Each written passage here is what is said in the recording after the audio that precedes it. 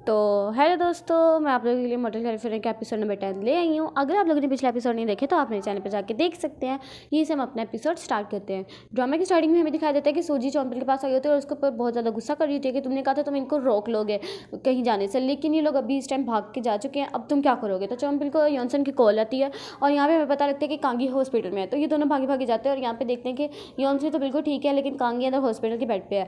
यहाँ पे ये दोनों बैठ के इंतजार कर रहे होते हैं और वो कहने लगता है कि मुझे माफ़ कर देना, मैं कांगी को आपसे पूछे बगैर ले गया था। और वो कहने लगता है कि नहीं चलो कोई बात नहीं, इन बातों को छोड़ो कि तुम बिल्कुल ठीक हो। तो वो कहने लगता है कि हाँ मैं तो ठीक हूँ। इसके बाद सूजी आती है अंदर कांगी के पास और अपने आप को ना ऐसे मार पीट रही होती है और कहने लगती है कि मुझे पता है कि मैंने गलत बोला था कि तुम्हारा हाल भी तुम्हारी माँ की तरह होगा, मैं तुमसे नफरत करती हूँ, जल्दी से उठ जाओ।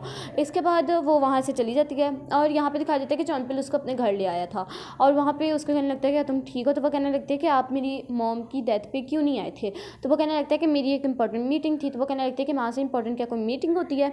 तो वो उससे माफ़ी मांग लेता है और उसको कहने लगता है कि अच्छा कोई बात नहीं, तुम ना आराम से रेस्ट करो।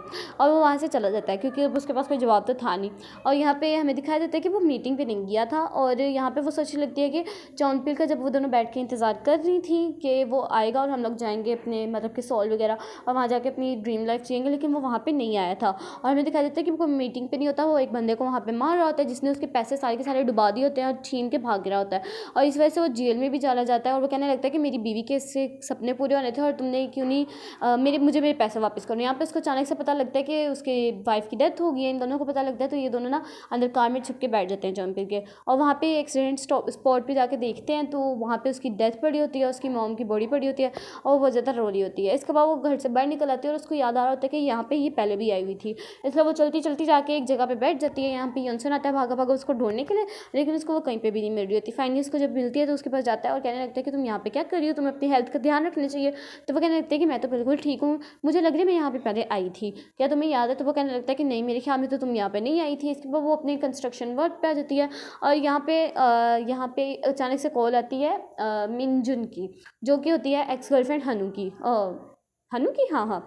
और यहाँ पे फिर वो उससे बात कर लेता है और यहाँ पे देखते हैं कि ईरम का इंतज़ार कर रहा होता है ये, और यहाँ पे वो नहीं आ रही होती। ईरम से बाहर कोई ज़बरदस्ती कर रहा होता है कि मेरे साथ चलो मेरे साथ चलो, और वो इसको जानती भी होती है लेकिन वो कहने लगती है कि मैंने नहीं जाना। तो वो ज़बरदस्ती उसको अपनी कार में बिठा रहा होता है कि वहाँ पे ही इसका मतलब कि लवर आ जाता है और उसको मना कर देता है। इसके बाद उसको कहने लगती है कि क्या तुम मेरी मॉम से आकर बात करोगी। तो वो कहने लगती है कि चलो ठीक है। इसके बाद वो उसकी मॉम के पास आती हैं, उसकी मॉम को पता लग जाता है कि बात करने आए। तो वो कहने लगते हैं कि नहीं ये ऑर्फन है, हम इसको अपनी फैमिली में नहीं ला सकते हैं। वो उसकी अपनी बेटी को चपेट मार देती है। इसके बाद वो वहाँ से चली जाती है। इसके बाद कांगी इसके रूम में आती है, उसको कहने लगती है कि चलो हमारे साथ सोल चलते हैं। तो वो कहने लगती है कि नहीं मैं नहीं जा सकता। यहाँ पे मिस सीन दिखाया जाता है कि यून बैठा होता है, पीछे होती है चौंपल और कांगी, और यहाँ पे पता लगता है कि इसकी मॉम इसको छोड़ के चली गई और कह रही थी कि मैं कुछ टाइम तक आ जाऊँगी और इसको ले लूँगी। इसके बाद से ही इसकी डैड ने कहा था कि हम लोग इसको गोद ले लेते हैं और यहाँ पे उसको आके कहने लग जाती है भाई, इसलिए ये लोग आपस में भाई बहन हो जाते हैं तब से ही। और यहाँ पे वो उसको कहने लगता है कि मैं तो जा नहीं सकता, अगर मैं यहाँ से चला गया और मेरी मॉम यहाँ पे मुझे ढूंढने आ गई तो फिर ये क्या होगा। तो वो कहने लगता है कि अपनी मॉम की पिक्चर दिखाओ। ये दिखाता है तो पता लगता है तो कांगी की ही पिक्चर है। तो वो कहने लगता है कि मेरे पास सिर्फ और सिर्फ यही पिक्चर है, और वो उसको ना बहुत ज़्यादा शुक्रिया अदा करती है कि तुमने ना ये वाली पिक्चर संभाली मेरे लिए। इसके बाद वो बाहर आती है और यॉनसन को गले लगाती है और उसको ये सब मामला वगैरह बताती है और वो कहने लगता है कि मुझे ना सोल जाना है किसी काम की वजह से। इसके बाद वो शॉपिंग के पास आते हैं। शॉपिंग बहुत ज़्यादा टेंशन में होता है विक्टर की वजह से कि वो किसी और के साथ मतलब उसको चीट कर रहा है। तो वो कहने लगती है कि नहीं इस तरह ने पहले ही सारा कुछ देख लिया था और जिस वजह से वो उसको सब कुछ पता है, तुम टेंशन में मत आओ। इसके बाद यहाँ पे दिखाया जाता है कि यहाँ पे आता है। इसके बाद हनु इसके पास आता है और कहने लगता है कि तुमने मिंजुन से बात क्यों की थी और वो अब क्यों यहाँ पे आ रही है। तो वो कहने लगता है कि नहीं मैंने तो कुछ बात ही नहीं की थी, बल्कि ननू ने बात की थी। तो वो कहने लगता है कि क्या मैंने। इसके बाद वो कहने लगता है कि चलो कोई बात नहीं, कोई खैर है। इसके बाद ननू आती है वापस ईरम के पास और उसको कहने लगती है कि ये मिंजुन है कौन। तो वो कहने लगती है कि वो उसकी एक्स गर्लफ्रेंड है। इसके बाद उसको खौफ आने लग जाता है कि वो उसका सोल ले जाएगी।